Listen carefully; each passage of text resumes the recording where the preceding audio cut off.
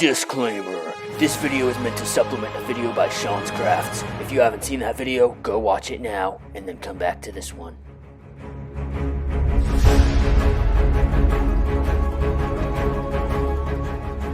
Hey guys, what's up? And today's video, I'm just going to be going over a couple tricks and tips that you can do. You're going to be trying to make the Spider-Man mask by Sean Crafts. In my opinion, this has got to be the best Spider-Man mask you can build for yourself, but his tutorial didn't really go over everything, so in this video I'm just going to be covering a couple things that he missed, and without further ado, let's get right into the video. The first big thing that I noticed was that in order to print all of the templates, you have to download Adobe Reader, and not everyone can, so if you need the sizes, or you just don't want to use Adobe Reader, here's how you print it regularly, and you might have to change the size a little bit, but it's pretty self-explanatory. Just print it at that size. Another thing I'm not really sure anyone else is confused about, but at least I was just making sure you're picking very flexible cardboard, because I tried it first to make it and it was not flexible and it didn't work, so just use like something like a cereal box or just really thin cardboard and you'll be fine. Another big thing, along with using really thin cardboard, is just make sure you don't put on too much wood filler, because I put on a lot because I thought it would make it stronger, but my mask actually weighs over a pound now.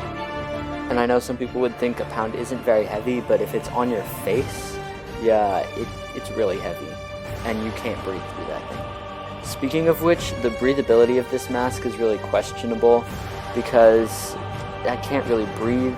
So to fix this, I would just drill a couple holes in the mouth area and just make sure you're using really small bits on your drill, because if you don't, then you might actually end up breaking the wood filler.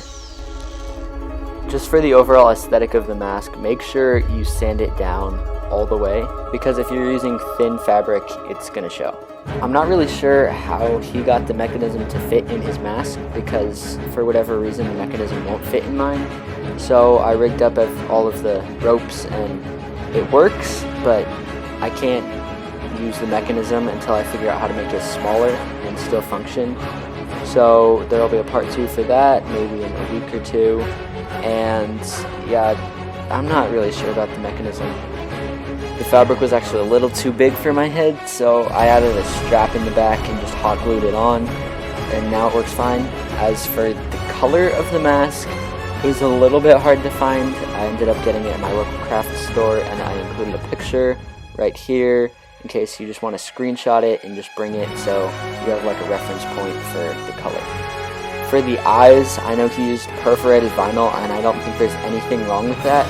But the only place I could find that was on Amazon, and is actually out of stock.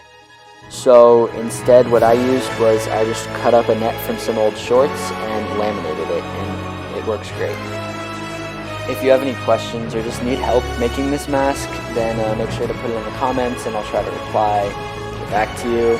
And overall, I think this mask is really good, and since we're coming up on Halloween, I think this is a pretty solid choice for DIY.